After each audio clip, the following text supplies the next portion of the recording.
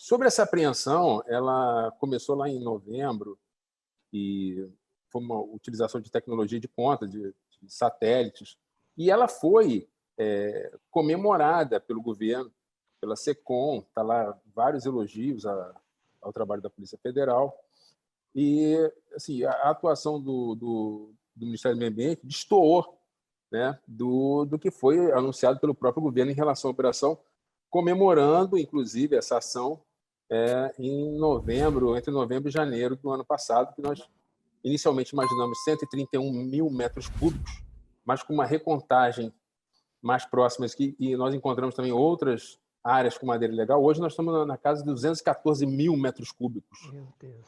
É uma quantidade, assim, eu diria, chutando, que é mais do que uma floresta da Tijuca em árvores. Né? E são árvores assim, com um diâmetro superior a 50 centímetros na altura do peito. Então, são árvores que a natureza levou de 400 a 1.400 anos para formar.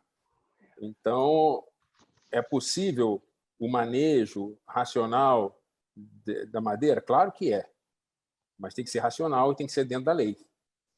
E quando nós aprendemos a primeira balsa, que nós imaginamos, então, que fosse madeira do estado do Amazonas, mas como nós fomos verificar a documentação, era uma documentação do estado do Pará, que estava transitando pelo Amazonas, foi então que começou essa operação, e é por isso que, apesar de estar no Pará, foi conduzida pela Superintendência do Amazonas, em razão da conexão.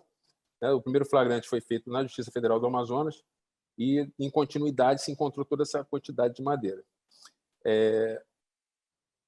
Até então, ele tinha conversado, já tinha tido umas reuniões em Brasília com a divisão de meio ambiente. Parecia estar dentro da normalidade, né, em que pese a gente nunca ter contado com o IBAMA, nem com o ICMBio. No caso ali seria mais o IBAMA, né, naquelas verificações. E isso sempre foi uma tradição, pela ter necessidade para a eficiência do trabalho, que a Polícia Federal trabalhe junto com o IBAMA. Assim como se estivéssemos falando de contrabando, é natural que a Polícia Federal trabalhe em conjunto com a Receita Federal, porque esses órgãos têm uma expertise específica, um conhecimento vertical do assunto. Né?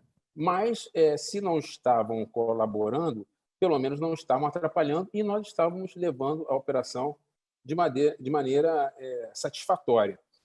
Ocorre que, no momento em que ele começa a dar declarações questionando o trabalho da Polícia Federal, mencionando especificamente o meu nome, que sou o presidente do inquérito, e naquele momento nós tínhamos algumas dezenas de policiais federais trabalhando lá no interior da floresta, e imaginam que o desestímulo, que a insegurança jurídica que uma declaração dessa pode gerar. Então, eu, como chefe desses policiais, desses agentes, estava ali numa missão heróica, né, eu me senti na obrigação de defender o trabalho da Polícia Federal e defender o trabalho dos policiais que estavam lá executando. Agentes, peritos, escrivães, delegados, unidos ali em prol da sociedade brasileira, da Amazônia, né, porque é um trabalho duro, pesado, né, no meio da selva.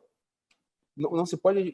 Se existem críticas, elas devem ser feitas de maneira técnica. Né? Não se pode simplesmente chegar na base do achismo.